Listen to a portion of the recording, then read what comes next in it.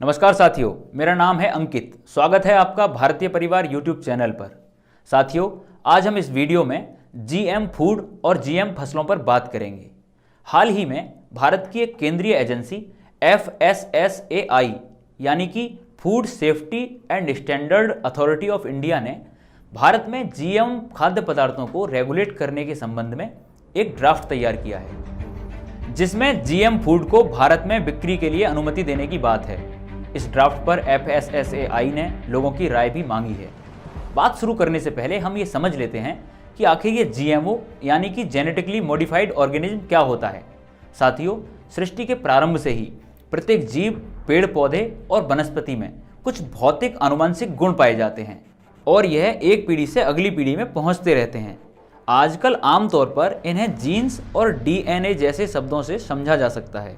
जब किसी पौधे के प्राकृतिक DNA में छेड़छाड़ कर उसके अंदर किसी दूसरे जीव के अथवा पौधे के DNA को तकनीक की सहायता से मिलाया जाता है, तो उससे जो एक नए प्रकार की नस्ल तैयार होती है उसे GMO नस्ल कहते हैं। उदाहरण के लिए समझिए कि यदि किसी गेहूं के DNA में किसी केले का DNA मिला दिया जाए अथवा किसी कुत्ते का DNA मिला दिया जाए, तो गेहूं की जो नई नस्ल उसके संक्रमण से तैयार होगी उसको जेनेटिकली मॉडिफाइड गेहूं कहा जाएगा। दुनिया के 90% देशों में GM बीज और GM खाद्य पदार्थों पर प्रतिबंध लगा हुआ है, लेकिन वर्ष 2002 में भारत में कपास के GM बीज को परमिशन दी गई, जिसे BT कॉटन कहते हैं। जब से भारत में इसे परमिशन दी गई है, तब से ही भारत के कुछ देशभक्त वैज्ञानिक, पर्यावरणविद और समाजसेवी इस पर रोक लगाने की मांग कर रहे हैं और इसके दुष्परिणामों को बता रहे हैं। लेकिन अब FSSAI अपने नए ड्राफ्ट के मसौदे में GM फूड को भारत में बिक्री के लिए परमिशन देने जा रही है। इस एजेंसी ने अपने मसौदे में यह प्रावधान किया है कि यदि किसी खाद्य पदार्थ में GM की मात्रा 1% से अधिक होती है तो वह इसे GM फूड मानकर बैन करेगी, और यदि 1% से कम पाई जाती है तो उसे अनुमति दे देगी। जबकि हरियाणा की महर्षि दयानंद यूनिवर्सिटी के पूर्व प्रोफेसर राजेंद्र चौधरी जी बताते हैं कि किसी पदार्थ में GMO की मात्रा यदि 0.1% भी होती है तो उसका पता लगाया जा सकता है। तो फिर इसे 100 गुना अधिक करके यानी कि 1% करके FSSAI इसे क्यों अनुमति देना चाहती है? वास्तव में खाद्य पदार्थों के नाम पर GM के लिए भारत के दरवाजे खोलने का षड्यंत्र है। देश में समाज सेवियों, किसानों और अन्य लोगों में जागरूकता के कारण देश में GM फसलों को इजाज़त नहीं मिल रही है। देश प्राकृतिक और जैविक खेती या अन्य रूपों में जहर मुक्त खेती की तरफ बढ़ रहा है। ऐसे में फूड, बीज और खाद का काम करने वाली कंपनियां एक अलग रास्ते से GM फसलों को देश में लाना चाहती हैं, और वह रास्ता GM फूड का है। आनुवांशिक रूप से विकसित ये खाद्य पदार्थ लोगों की सेहत, मिट्टी और जलवायु के लिए बहुत खतरनाक तो होते ही हैं, बल्कि भारत जैसे धार्मिक देश में तो धार्मिक रूप से भी घातक हैं, क्योंकि यदि किसी खाद्य पदार्थ में किसी पशु या जानवर का DNA मिलाया जाएगा तो उसके गुण मनुष्य के खाद्य पदार्थ के साथ उसके शरीर में पहुंच जाएंगे और उसके धर्म को भ्रष्ट कर देंगे।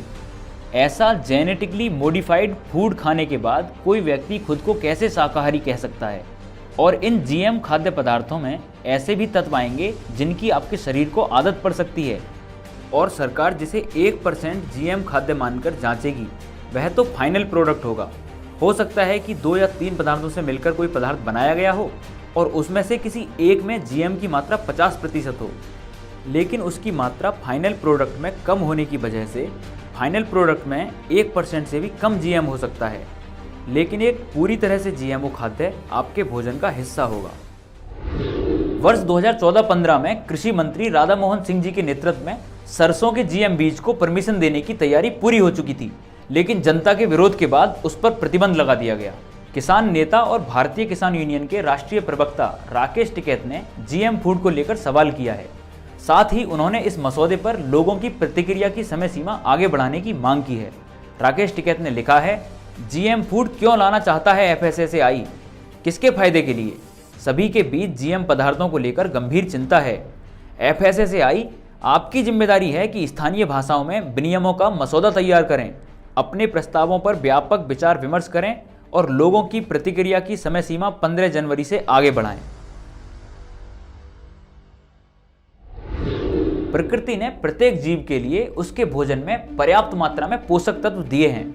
ऐसे में GM फूड न सिर्फ प्रकृति के साथ में खिलवाड़ है, बल्कि प्रत्येक व्यक्ति और उसके परिवार के सदस्यों के स्वास्थ्य पर सीधी तरह से बुरा असर डालेगा। FSSAI ने इस ड्राफ्ट पर लोगों की प्रतिक्रिया देने की समय सीमा को 5 फरवरी तक बढ़ा दिया है। देश के 30,000 से अधिक लोग GM फूड के विरोध में इस पर अपनी प्रतिक्रिया दे चुके हैं और 15,000 से ज्यादा लोग ऑनलाइन पिटीशन दाखिल कर चुके हैं। तो साथियों, आप भी FSSAI की वेबसाइट पर जाकर अपनी प्रतिक्रिया दर्ज कराएं, अपना विरोध दर्ज कराएं कि आप GM फूड को भारत में परमिशन नहीं देना चाहते। इसका लिंक आपको वीडियो के डिस्क्रिप्शन में मिल जाएगा। तो साथियों, सवाल ये है कि जनता के टैक्स के पैसे से चलने वाली ये एजेंसियां जनता के स्वास्थ्य के खिलाफ जाकर क्यों GM फूड को भारत में परमिशन देना चाहती हैं? आखिर ऐसे कौन से कारण हैं जिनकी वजह से हमारे ही देश की एजेंसियां अपने ही लोगों के शरीर में टीका और विभिन्न तरह के माध्यमों से जहरीले रसायन पहुंचाना चाहती हैं? आखिर ऐसी कौन सी शक्तियां हैं जो हमारे देश से हमारे मूल फसलों के बीजों को छीनना चाहती हैं, हमारे गौवंश को बांझ कर देना चाहती हैं? साथियों, अगर आपको इस सब के पीछे का षड्यंत्र समझना है तो आपको बैंकों का मायाजाल किताब जरूर पढ़नी पड़ेगी। बैंकों का मायाजाल किताब पढ़ने के लिए आप bankjaal.com से ऑर्डर करके उसको घर मंगा सकते हैं। साथियों, इन सभी षड्यंत्रों के खिलाफ भारतीय परिवार संगठन देशव्यापी व्यवस्था परिवर्तन का अभियान चला रहा है।